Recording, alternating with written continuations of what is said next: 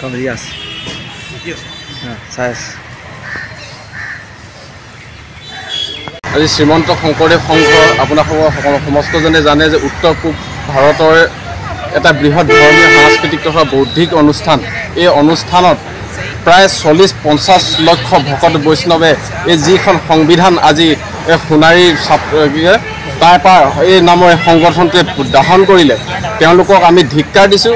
তেখেতলোকে কেৱল শ্ৰীমন্ত শংকৰদেৱৰ মানে প্ৰতীকটো তেওঁলোকে জ্বলোৱা নাই, লক্ষ লক্ষ ভকতৰ তেখেতলোকে হৃদয় জ্বলাইছে।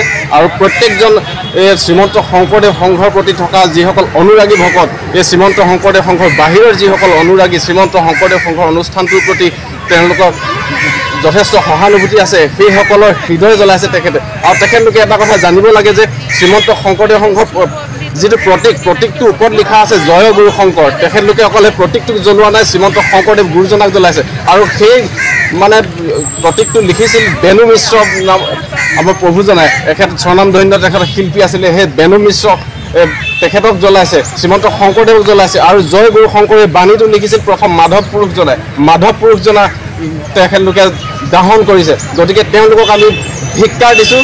তাৰপৰা মোৰ এজন মানে আহোম সন্তান, মই বিদ্যুৎ গগৈ।